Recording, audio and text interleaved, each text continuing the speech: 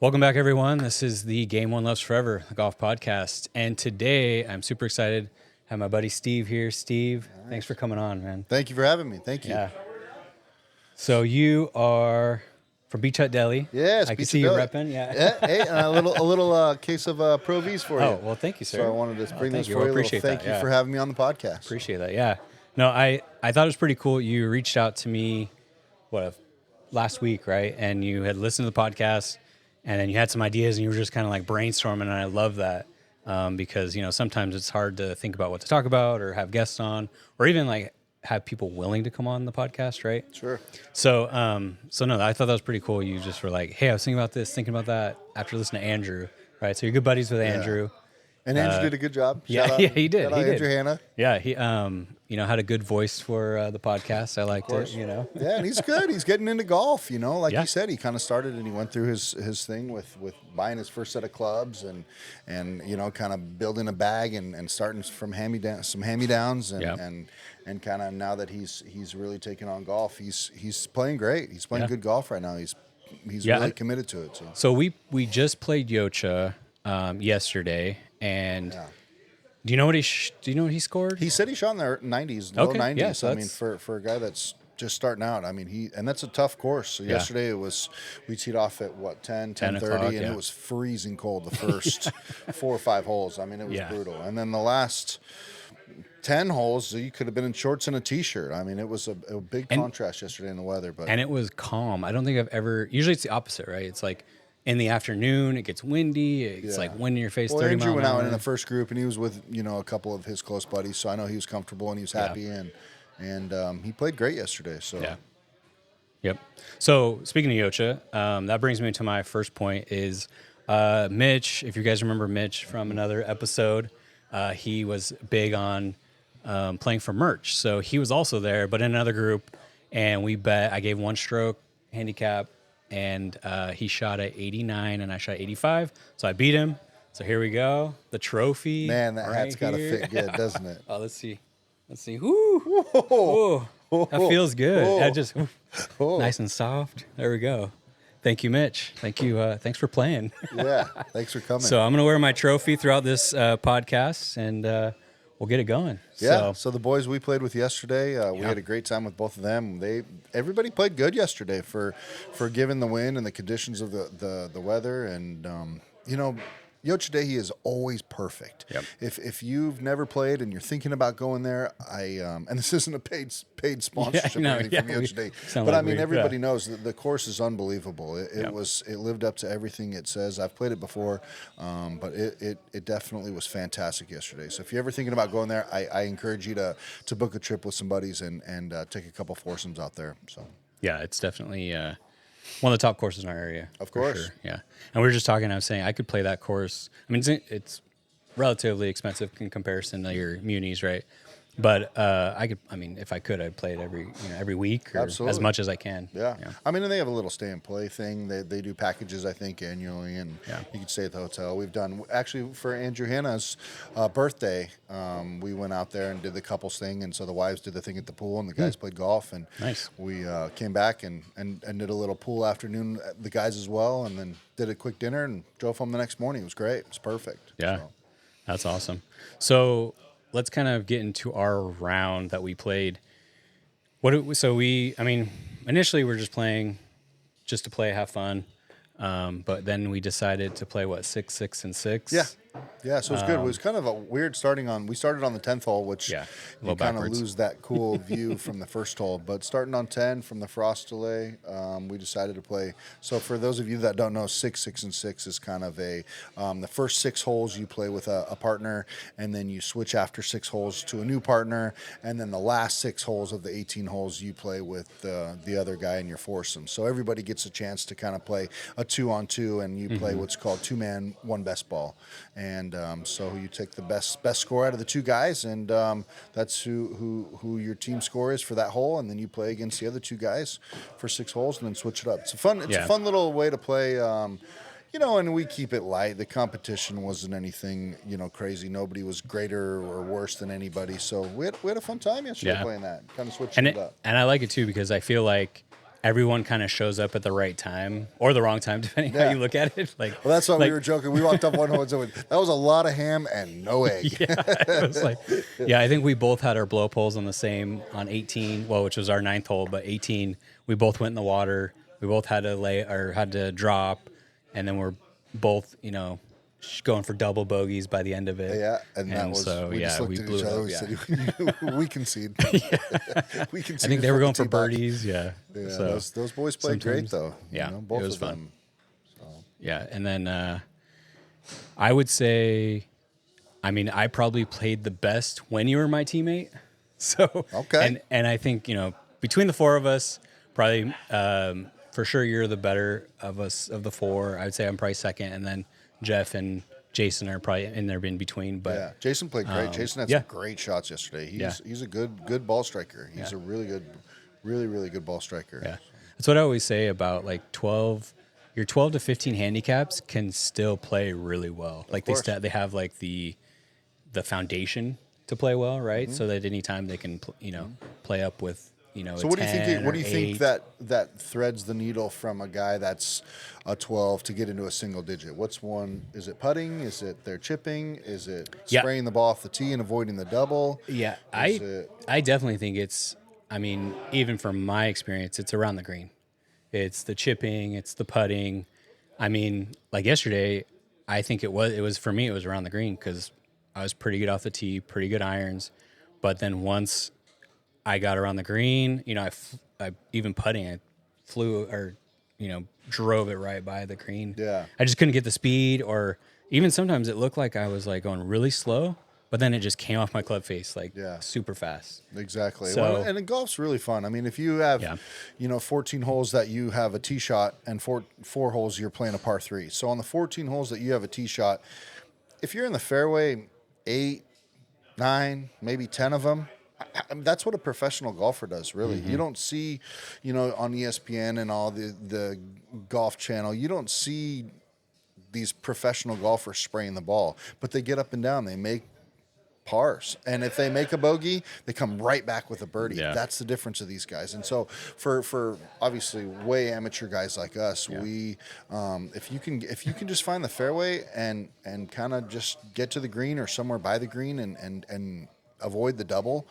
That's the big difference of taking a double-digit handicap to a single-digit handicap guy, I think. So. And I had 4 doubles yesterday, too. Really? Yeah. So I looked back at the you score. still shot 85. I know. I was like, yeah. See? So you just clear some of those out. And you're right. Every time I birdied, I did the opposite. Every time I birdied, I came back. And you avoid a couple of those doubles and you break 80. That's the difference. It's that easy. So yeah.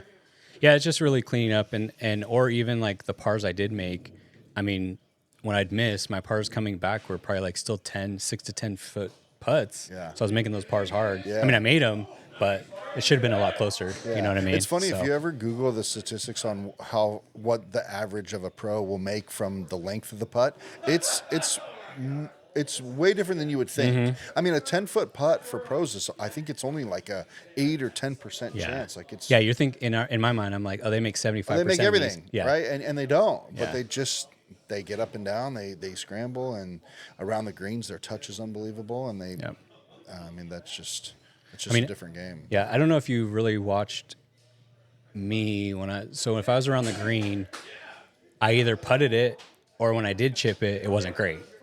So I don't know if you really noticed that, but and that's why I only chipped maybe 5 times yesterday. There's a lot of guys that believe in the Texas wedge, and there's a lot of guys that they feel real comfortable opening up a 60-degree and putting the ball right by the hole. Yeah.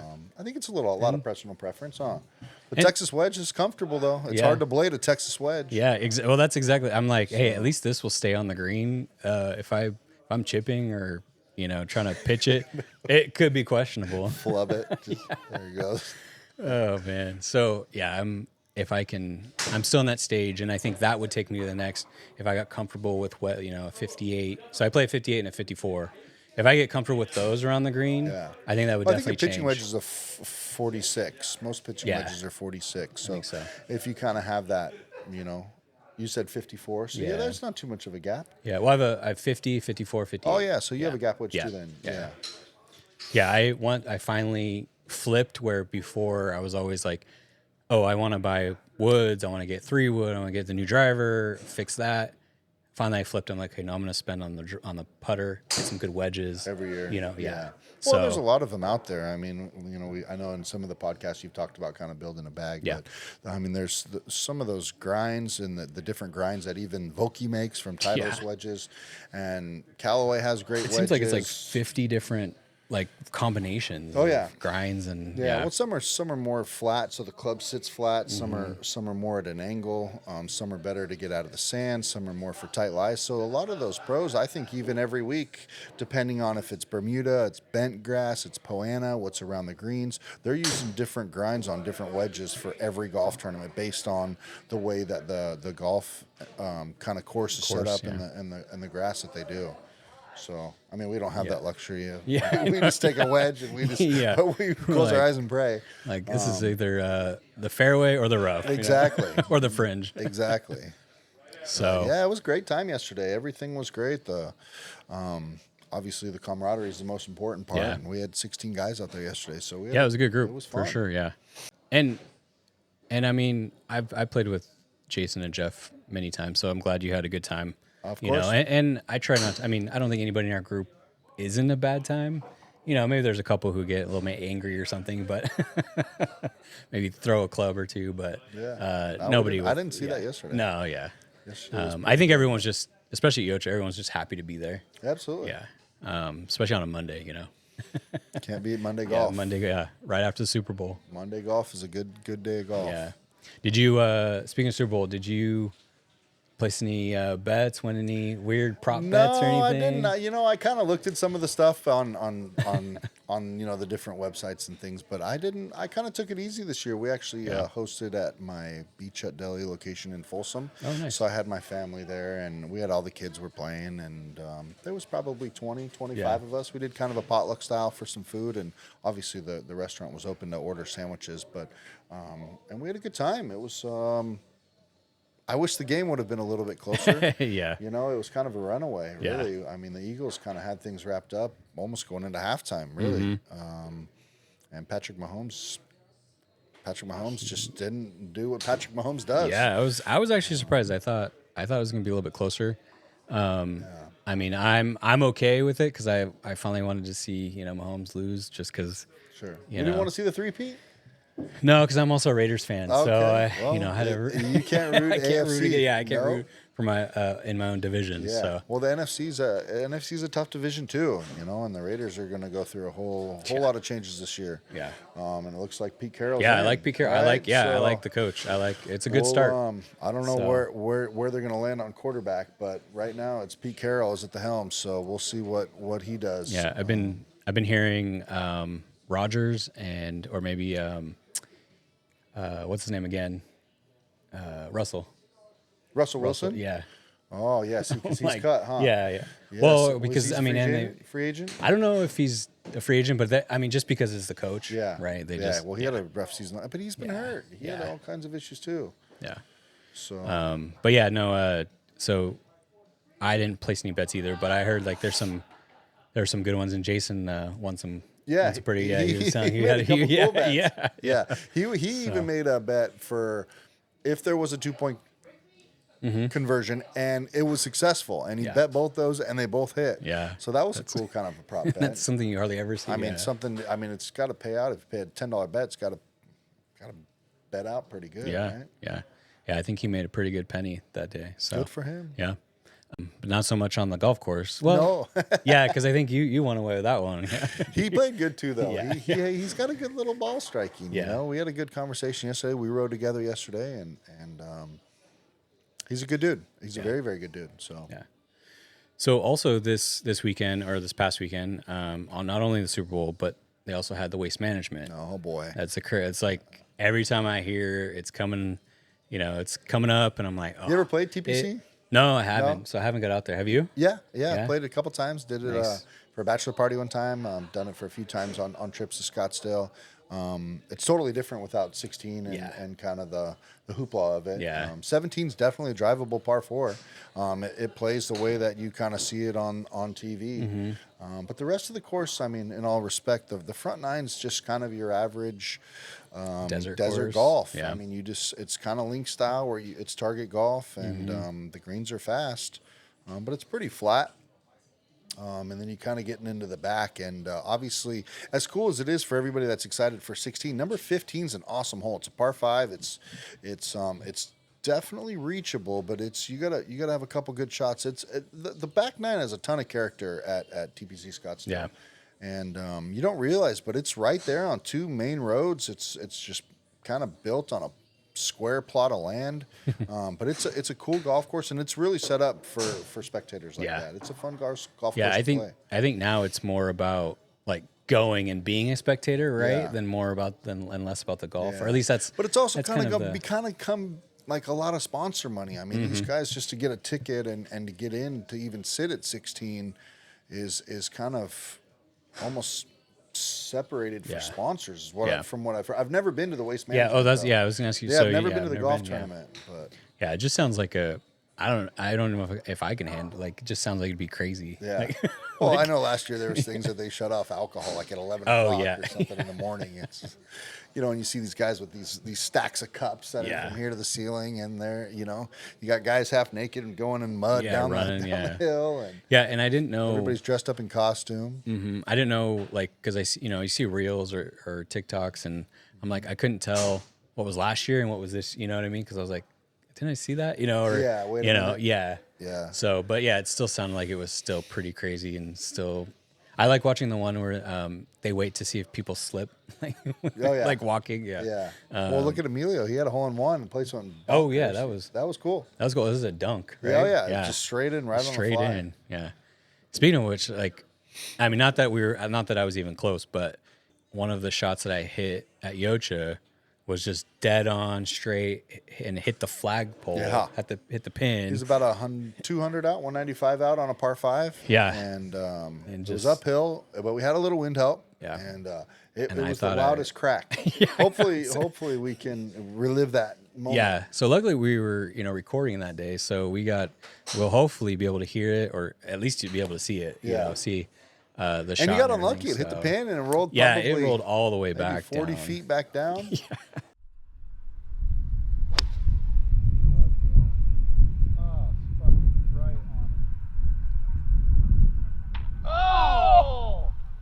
I did it.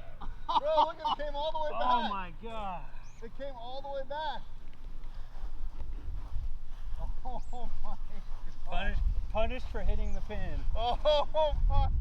I mean, it was a perfect shot right at the flag. And then see, I used Texas wedge on that one. Yeah, see, I used a flat stick. Yeah. I was like, I already definitely hit the shot of the day, flag. 100% from our whole group. Absolutely. Yeah, I already hit the flag, and I don't want to compound that mistake, right, or that mishap, right?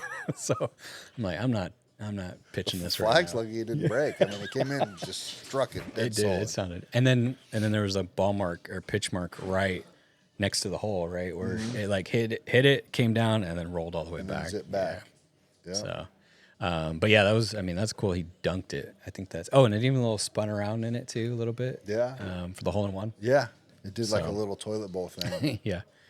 So, but yeah, I mean, You ever had a hole-in-one? No, I haven't. No. Still elusive. I hope, or my idea is, if I'm recording it, then maybe it'll happen. Okay. Right. What's the closest you've ever been? I mean, like. The closest is literally like this. So like, real kick. Had it rolled just another, 3 inches, 6 inches, it would have gone in. Yeah, I've had that twice. Oh, yeah, both of them. Yeah, like, please go and you're just waiting. Were either of those being filmed? No, no, they were just out there. Yeah, there's just well, that was before too, like, before people really filmed on the course. Yeah, and. Well, everybody's worried, the one guy that gets the hole-in-one. It's like, I was out there by myself. Yeah.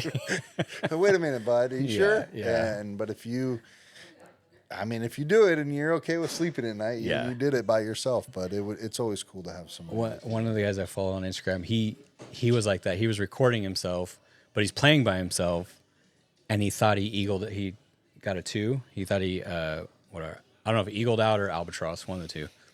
But he was like, oh my God. And he like held it the whole time. And then he got closer and he's like, oh no, it didn't go in. But he wanted to make sure. He was like, nobody's going to believe me. He's like, I recorded it, but still no one's going to believe, well, 2 on a par 5. I think that's even cooler than a 1-1. Yeah. That's you were almost there yesterday. Mm-hmm. Yeah. That would have been insane. Yeah. On camera too. That would have been really cool. Yeah. So that would be, I mean, I had I had some really good shots. I felt like, absolutely.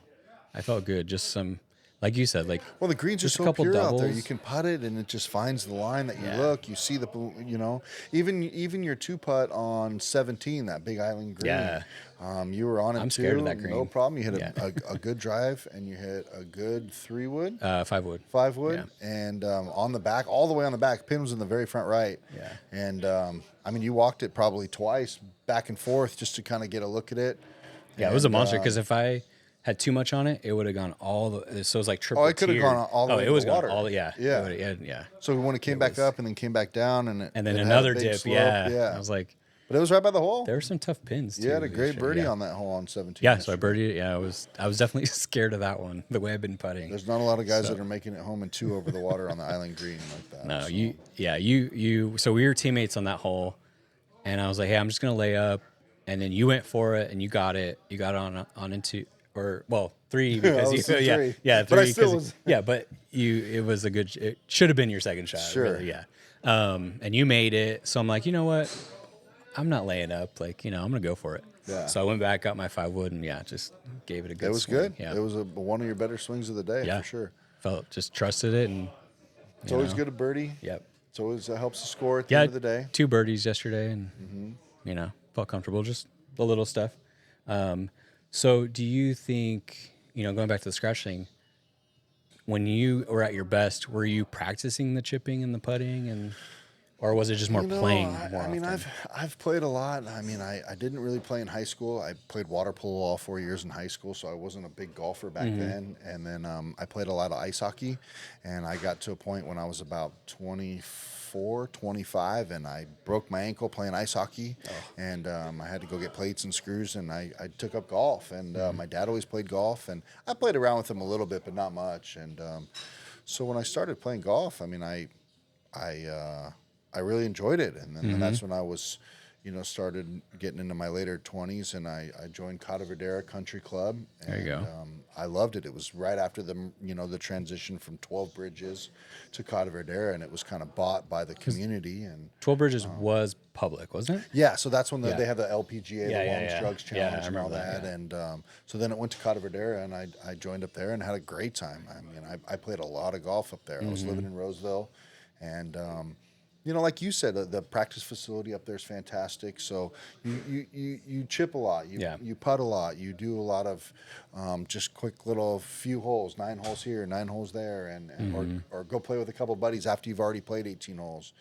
And I think that helps your game a lot when you play at a level with like-minded people. A lot of the times you kind of maybe just run out to a normal course and you get paired with a guy who just wants to drink beers and get away from his wife, and it's a different kind of feel at the country club where you're out there and you're playing golf with those kind of guys. And so I mean, at one point I was playing really good golf. I mean, nothing competitively, but I could hang with hold your own, aren't getting paid to play golf. And so it was good. It was great, and then I moved into Folsom and transitioned and ended up joining up at Serrano Country Club on an associate membership. So I think they still have 25 under 40 memberships and then 425 members at Serrano. So I had one of those, and again, the practice facility at Serrano is as good as it gets. And that helps you, when you're out there. And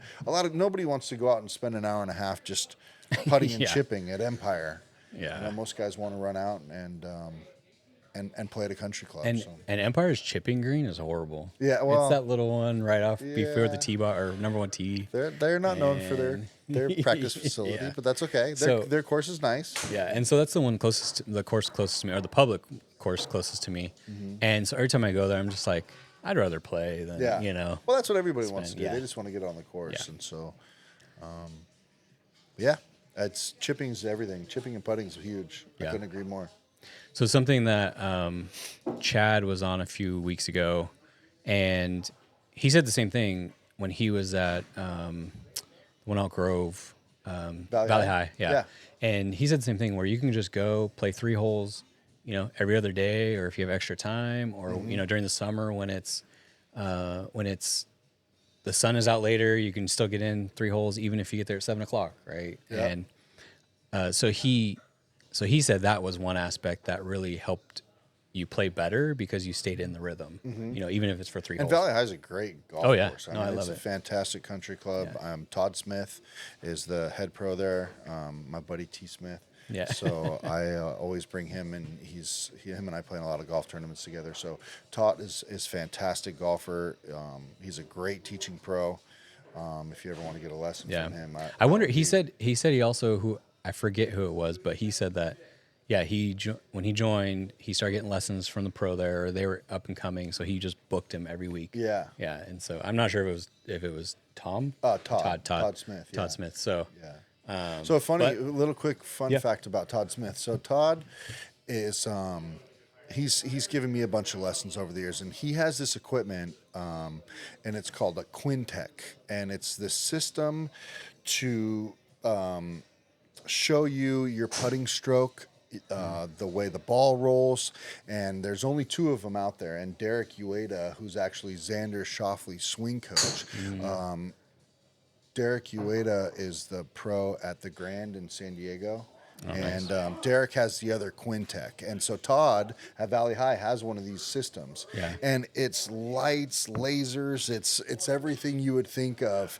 And it tells you your exact stroke, where you made contact with the ball, if the ball moves straight, or if the ball immediately has underspin, because your 3 degrees on your putter puts almost backspin and then forward spin, or if you want your ball essentially to be hit on the upswing, so your ball immediately starts rolling going over.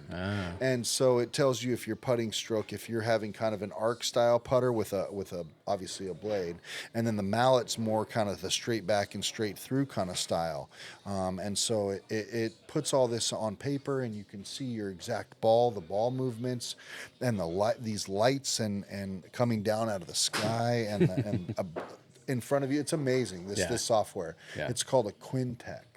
So it's kind of cool. And so Todd actually has one. So I know a lot of the members at Valley High they get that perk. This Quintec is amazing. Yeah. So I'm pretty sure it's funny. I'm pretty sure when my stroke goes, it starts that backspin and then you're over. Yeah. Well, a normal putter is 3 degrees. I think it's 3 degrees. Or 6 degrees, and then when you forward press it, it gets down to D-loss to 3.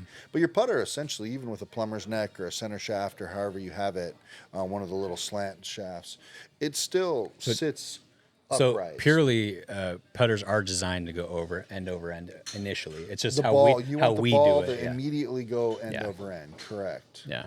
Yeah. Maybe that's what was happening on yesterday. No.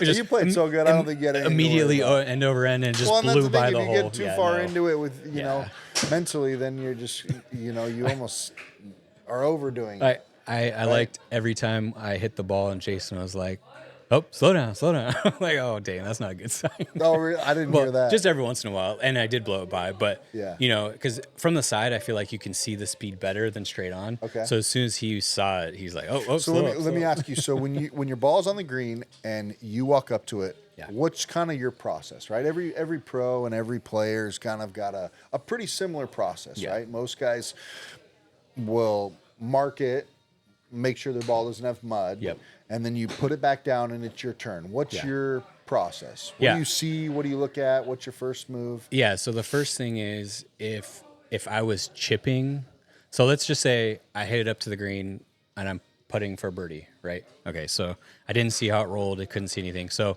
I would get up, I just mark it, grab my ball, clean it, and really I don't walk around. I just kind of stand behind and read it from there.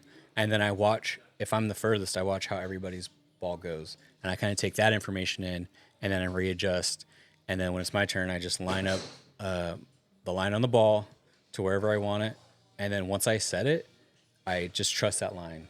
Because every time I change, I'm wrong, right? At the last second, if I'm standing over it, and I'm like, oh no, it's this much, it's wrong. So I just always trust that line. But that's pretty much my process. It's just read it, see what everybody else's ball is doing, and then I line up my line that I like, and then 2 practice strokes and go. Yeah. So that's kind of your thing. Yeah. I like that. Two practice strokes, address and hit it. Go, yeah. I would say I've noticed when we play together, you walk the whole.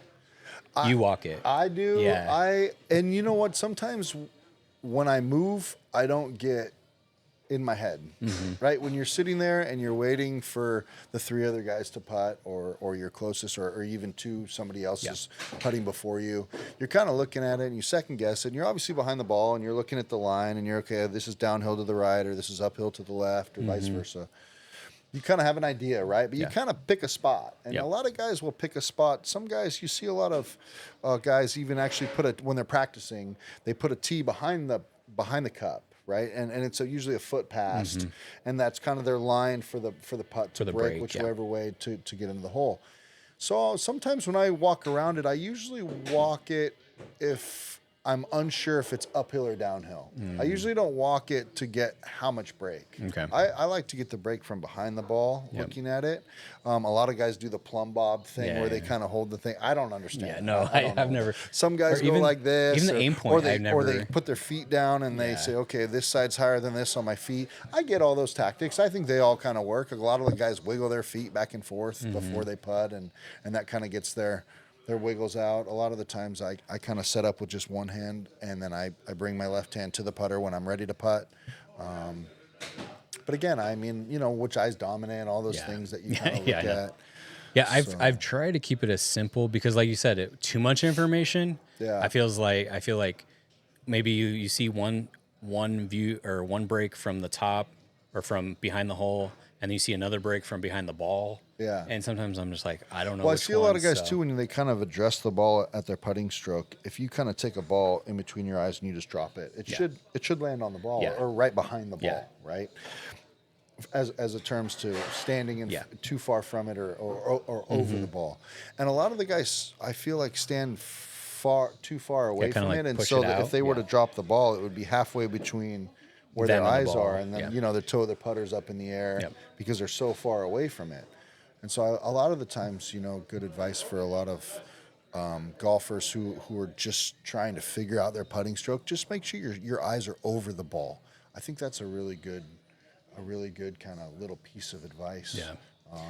So for me yesterday, or just in general, that's my issue is speed is always an issue, and maybe that's just everybody, and I'm being hypercritical, of myself. But is there something you would say to help me with speed, or something maybe that helped you with speed? Yeah, I mean, a lot of guys, the kind of the average thing, if you're over 20 feet, just put it within a 3 feet circle. You kind of vision that. You vision the cup, you vision it 3 feet around it, and say, just put it in that little 3 foot area, and you just kind of lag putt, whether it's short or long. I try not to leave a lot of putts short. I'd rather be 3 foot long than 3 foot short, obviously. But I always kind of envision that 3 foot circle on putts that are 25 or 20 to 25 or more feet. Yeah. But as far as the speed, obviously a couple putts. I'd rather hit a couple putts before I tee off than hit a couple golf balls. For sure. If I have to choose one or the other. Yeah. It's always putting. I definitely would rather hit a couple putts, just to kind of get a feel for the speed, the way the grain grows, and obviously the grass grows a certain way, and you can kind of see it when you're looking at it. You'll know what putt's downhill and what's uphill. Yeah, it just seemed like everything I hit was just fast. Yeah. Yesterday the greens were really fast. I mean, I'm probably on a centimeter. They had to have been at least a 9 or 10. Oh, yeah. They were quick yesterday. Yeah, it was really, really fast yesterday. Which I like, but if I can't half frozen when we putted. I was gonna say that's probably why we got a little run out of the green or not. Yeah, the greens in the morning. Sure. Yeah. Because even some of them, like the div or the pitch marks, were like this, like they skidded off rather than down. Yeah. Exactly. So you're saying everyone should get a country club membership? Well, I'm just kidding. But no, I think that there's a lot of great courses around here. We're lucky. Obviously, Del Paso's fantastic around here, but a lot of the public courses are great too. I mean, it's just kind of a little bit of a different style. And I think that a lot, going into something that we talked about versus, the style of golf of mountain golf versus desert golf versus ocean golf. I mean, they're so different. You get up in the mountains at places like, Schaefer's Mill and Old Greenwood and Coyote Moon. And those are kind of our, if you're unfamiliar, they're up Highway 80 into the Truckee area. I know that the Barracuda PGA Tour stops played up there a few times. Lahawton is up there. Obviously, Martis Camp is probably the nicest, most exclusive place up in Truckee. Yeah. You got Edgewood and South Lake. You got Edgewood around the lake, and you have obviously Incline has a great golf course on that side of it. So North Star has a great golf course up there as well. So that mountain golf is always kind of a little bit thicker fairways, a lot of big trees that you kind of have to work the ball right and left. A lot of pine cones and things like that. And the ball flies. The ball travels much further. I mean, you're going to get, if you put it at 8%, if you hit your 7-iron, call it 170 yards. I mean, 8% is. Yeah, you're getting another 15 yards. Yeah, you're getting another 15 yards out of it, something like that. So, whereas when you play ocean golf, you always are going to fight the wind. You're on the ocean. You're always going to fight a lot of sand. You're going to fight the kind of, as cliche as it sounds, it's sea level, right? And so the ball's not traveling as far. And but again, I mean, have you ever played ocean course? So I have played Kaanapali like years, like Nice. 08, long time that's a ago. great But golf yeah, course. it was. But like you said, the wind. I mean, I remember one time as a par 3, and say here's the green. I aimed over here. Yeah. And it was still right of. Luckily I got on the green, but it's still on the right side of the green after all that it came over. Yeah. Well, the Bay Area. So. I mean, if you ever, Half Moon Bay is a great, Oh yeah, I haven't public played that course, one. Yeah. and they have 2 courses there right at the Ritz at Half Moon Bay. They have great golf courses. Is that 18 coming up to the Ritz? 18 on both sides actually along the water coming toward the hotel. Oh, okay. So those are So on the other side There's like is- an ocean course and then whatever they I don't know. They call Old the course, other one. new course, something like that. Yeah, dunes or mountain Yeah. or something. Yeah. But the ocean course is the other one. Yeah. And both of them have 18 kind of coming in to where the hotel kind of comes Oh, out okay. toward the. Because I wasn't sure. I knew the one came in. So if you're looking at the ocean, the one came in from the right. That one's finishes. That's the ocean course. But I thought the other one was starting out. But I guess that one's coming in too. I never actually. yeah, they looked, both come but- in on 18 Okay. along the ocean. Nice. Yeah, it's pretty cool. I mean, and then Yeah. obviously Still one I haven't played yet, but Pebble and all those down Yeah. there. But it's just a totally different vibe of the kind of the ocean style golf course. And then you get into the desert, right? So the desert's a lot of. It's real flat. It's kind of dry. It's always a little humid, even at this time of year in the wintertime. And but again, the desert golf is great. A lot of it's blind tee shots because there's cactuses and tumbleweeds, and you get a lot of. I mean, you even get palm trees sometimes in the desert. You get a little. I of know one everything. thing. You know shade. That's for sure. You don't get a lot of shade. There's not a lot of trees in the desert golf. I went in the afternoon one time in Phoenix, and I was like, after 9, it was just unbearable. Yeah. And like you said, like no trees. Yeah. But Well, it's Palm definitely- Springs is known for that too. Yeah. That kind of heat. And Yeah. I mean, desert golf's much different. Huh? yeah, What's and your it's favorite? definitely. I would say mountain golf. Okay. But I've only played desert golf once or twice, maybe twice that I can for sure once. But anyway, it was definitely like a false sense of security because it's so wide open. Yeah. But then you have to stick it on the green part. Yeah. Like otherwise, if you're in the dirt, That's you a got good way to look at rocks. it. You got Absolutely. Yeah, you're looking Like- at it. You're like, if like, there's no oh, trees, there's yeah. nothing out there. Just Yeah, hit yeah. it.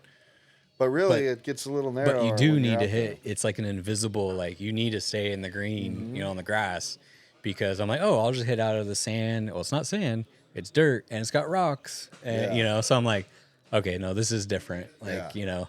or like you said, there's tumbleweeds or cactus, or like you just like fescue can't or take. something. Yeah, you can't take It's us. like weird.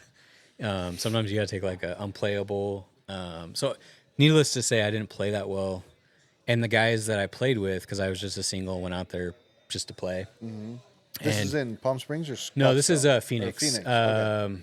Near Goodyear. Okay. I forget the course is called, but they're part of the Troon package, so I Yeah. got like the discount Nice. with Troon, like Yocha Dehe. Yeah. So I played out there, and yeah, it was the guys I played with. You could tell that they played desert golf because they weren't anything great, or as far as like didn't hit that far, just played to each part of the So green, you think right? they were like members there, or they've played there? No, I think they just played a lot. Yeah, because the one They guy can show you, hey, Yeah. you know, The this one one's guy, dogleg right, this one's. I think he shot a 77, and he was decent, but I think he just knew how to play. Like you said, that you get used to desert golf. Yeah. But I think if you brought him out, let's go play, Apple Mountain or up in Tahoe. He's gonna, It's not. Yeah, it's not gonna. he's gonna get beat up. Yeah. So, and you just get used to it. Like, if you play Ansel or any courses with a lot of trees, we get used to it. So now we can play the punch shots, so we can play the rescue shots, What's your thoughts on pants versus shorts? It's a good debatable topic. Yeah, I just go with whatever the weather is. Yeah. So, but I'm not. It's a funny one. I've never been asked that, but I'm probably either way. Whatever's comfortable. Partial. Yeah. Well, obviously, a lot of desert golf's probably going to be a lot of shorts. Yeah. Mountain golf is even in the middle of summer. You're still probably cool. in Yeah. pants. Or layers somehow. Yeah. Yeah. Or if I do wear pants and I think it's gonna get hotter, I'll just wear it like top layers. So I might wear an extra coat, or maybe wear a really light. And still wear shorts. Yeah, and I still wear pants. Oh, still wear pants. Yeah, still wear pants, and then go just with lighter tops. Yeah. If it gets A hot lot or of whatever. people have a hard time swinging when long sleeve and a collar shirt and a jacket, and you're out there and you're cold. And I used to, at least mentally, I thought that was an issue, but now I just use it as like, okay, no, just swing slow, nice and smooth. Yeah. Or not slow, but smooth, because it's slow, I feel like doesn't work. Sure. Well, and when it's cold, it's not. Again, it's not gonna be fast anyway. It's not going anywhere. Yeah. So you want to keep moving. Yeah. Yeah. Golf's great. Oh yeah, And Yesterday, one of us had a bad shot, and we just looked at each other like, golf. What? Yeah. Why do we? It's the game one loves forever, right? But that's why we play it. Yeah. We love it. And then you hit, a great shot, second shot into a par 5 over water, and you birdie it, and you're like, hey, let's go play another 18. I love this game. Yeah. You're like, I'm back. Yeah. And then you hit it into the water next hole. Absolutely.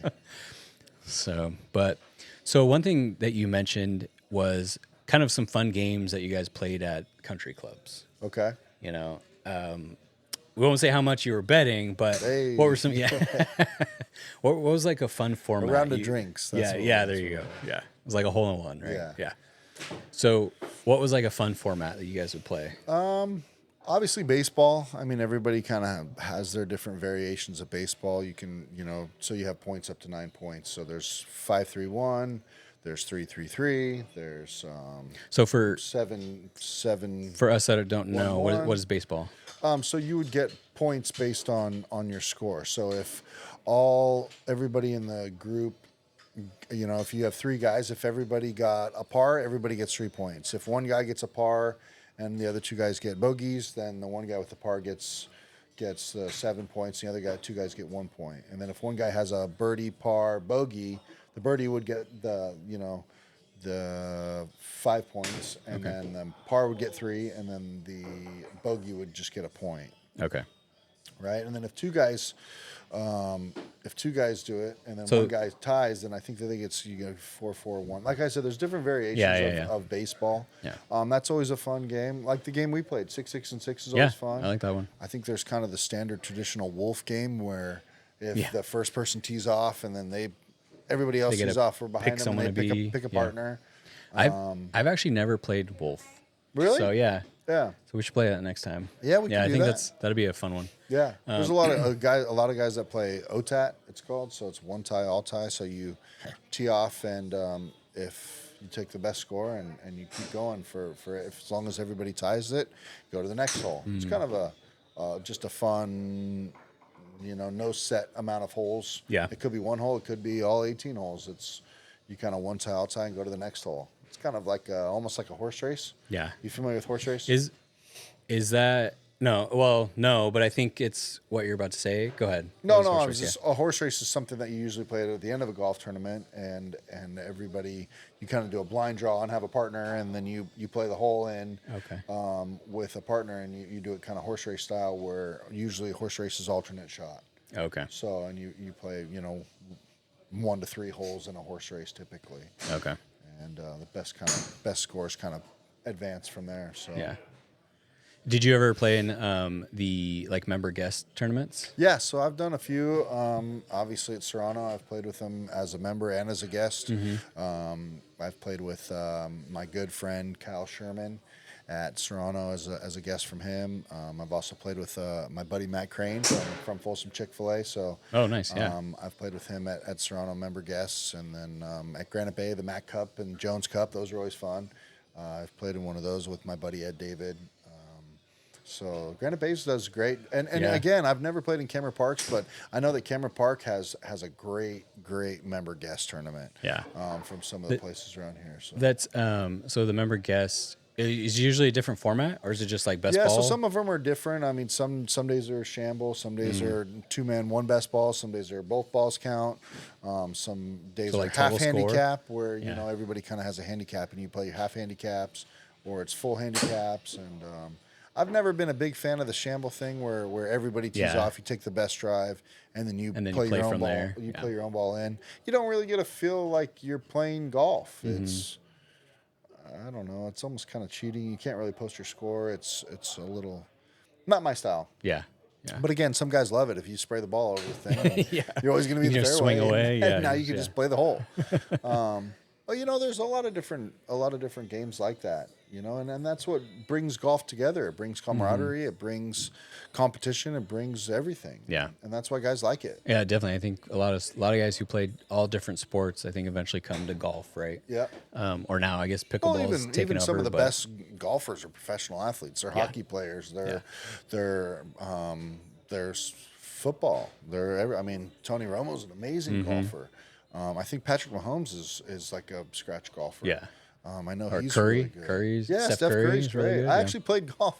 Funny story. I played in the Barstool Sports golf tournament at Half Moon Bay. Oh, nice. We were talking about, and Steph Curry was in the foursome in front of us, and it was pretty cool. You know, he had a whole camera crew out there. He had a couple bodyguards with him, and there was some chatter about him coming, and we got a sponsor's exemption from Truly, actually, because we sell a lot of Truly at Beach Hut. And so Truly, we were guests of Truly to play in the Barstool Sports. And, you know, Riggs and all those guys that are the Barstool Sports guys, they were all out there. And, yeah, Steph Curry was in the group in front of us. There's a lot of cool. Bay Area kind of who's who from the Bay Area all played. But, yeah, it was cool. He hung out, was signing autographs. Everybody got a Barstool Sports flag as part of the participation in the tournament. Yeah. And he signed a bunch of guys' flags that were asking him. He was super, super cool. Yeah, that's nice. Yeah, Steph Curry was a super nice guy. I have nothing but good things to say about it. Just his presence, his aura, his team that he had with him. I mean, he had probably 3 or 4 camera guys, a couple bodyguards.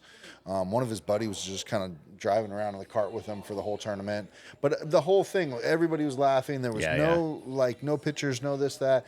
Yeah. He signed every autograph. He took every picture. There's no spectators or anything, so it wasn't like So it's not anybody like around the it's course. not like the Edgewood tournament where everybody's no, chasing it wasn't him. like the celebrity golf tournament for the ACC championship. It was more. It was just the Barstool's tournament. That's cool. So yeah, and that's probably nice for you guys. So you actually got to either, like you said, like ask him for autograph or talk to him. But even Steph being a scratch golfer, I mean, I know Michael Jordan plays a lot of golf. There's a lot of these. I think he loves the gambling per se. Yeah, I know. And cigars and all the things that come with golf. Yeah. He likes the betting and he takes the John Daly approach more than he takes the more serious side of it. Yeah. Have you ever done any of those like challenges now that are on like Instagram or YouTube, like try to drink like a beer every hole or try to like smoke a pack of cigarettes, 18 hot dogs or whatever. Yeah, like he just keeps eating glizzies every hole. No, I can't.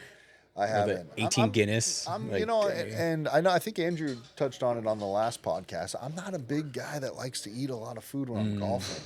You know, you kind of hit the turn, and then you have a soda or you have all this sugar or you know, again, a couple beers or a hot dog or something, even a wrap. I mean, it just kind of. It changes you, and so I prefer to if I start golf on a full stomach, I would prefer to do that and kind of just work my way through the turn without consuming anything at once. Yeah, maybe that's just I've definitely maybe that's selfishly that's my style, but I think, and with what Andrew said, I've definitely backed off too. Where before I used to always get at least a hot dog, or I used to get a club sandwich with fries and like. trying to eat it, trying to hit your shot, trying to make sure squirrels don't eat your food, Yeah. you know, You got mayonnaise all over. or crows get it, Sure. you know, yeah. But yeah, I've definitely, like yesterday, I didn't really get anything. Don't want to get chips, but I had to get like a little Snickers bar. Yeah. You know, just something. I know it's not the best, but Yeah. something just to make sure you're not starving, right? Yeah. Because I have gotten that where it's like I'm just drinking water, and you know, after 15 holes or so, and then I'm like, oh, I need to eat something, you know, and I don't want to get to that point. So yeah, even a few beers on the course sometimes is hard for me. I'd rather, if I'm golfing and I'd rather have a couple cocktails, to be honest. I just think that they go down easier and it's cold, and you know, sometimes beer is just too heavy for me. Yeah. But and again, I don't really drink a lot on the golf course. I'd rather just, I'm out there to have fun, and and then after golf, it's kind of a different story. Yeah. You know. So. Yeah, I mean, I think the post round beer is way more satisfying than during, right? And a free hat. Unless a free hat. Yeah. Fantastic. You collect on your. Thanks, you Mitch. know, yeah. I was worried because every time I bet Mitch, it's been like $20 or whatever, but I bet him and I lose, and so I was a little worried. But I was like, you know what? No, we talked about it when he was here on the podcast. That he said, just man up and play. I'm like, you're right, you know. So I'm like, no, yeah, let's do it. Challenge accepted. Yeah. Thanks, Mitch. So I beat him. Yeah. So, but he can grip it and rip it with the best of us. Sure. So yeah. All right, man. Well, thank you, Steve, for coming on. Of course. Yeah. You know, we had a good time, and you know, I appreciate. You know, thank you so much. You didn't have to, dude. It's the least I can do. Represent it well. Yeah. Yeah, Hopefully, so you know, I hit a break a window or anything. Yeah, Beach Hut Deli logo. Yeah, I can on throw those in the ocean, you know, in the water or ocean, or no, you use know. them. That's the least. Well, we can not do. on purpose. We appreciate your tell you, support of our brand as well. Yeah. You know, Beach Hut. We do actually have a golf tournament every year. Oh, yeah. So I know we kind of touch base on that a little bit. Our golf. Yeah, we've had a few tournaments, people on who've been in it. So, yeah, it's fun. Yeah. We got a and it's cool because all these a lot of the golf tournaments have these gimmicks with the cannon and the hula hoops, and I love all that. Believe me. But we kind of just do it more for the fun of the participants and to raise money for the charity. And so we have a ton of cool tee prizes. So we usually do the ball markers or divot tools or backpacks or hats and different cups and things that we give away as kind of a tee prize. And then it's funny because when we play, you play with 2 foursomes as a scramble. So that way you have to keep it honest. Mm-hmm. So every year I think our winner's only like 11 or 12 under. I mean, you don't have these guys that come in that say, "Oh, I shot a 51," and you're like, "Wait a minute, 19 under." Yeah. You know, so we don't have any of these like put it by the green for $40 and you get a 0. We don't really do a lot of the gimmicky stuff on the course. It's just a lot of beer vendors and food and things on the course. And then we always do a big lunch before, and then we always do light appetizers after. And it's at Granite Bay Golf Club. So. Oh, okay. Yeah. When is it normally? We usually do it like in the middle, end of summer. So either August, September, something like that.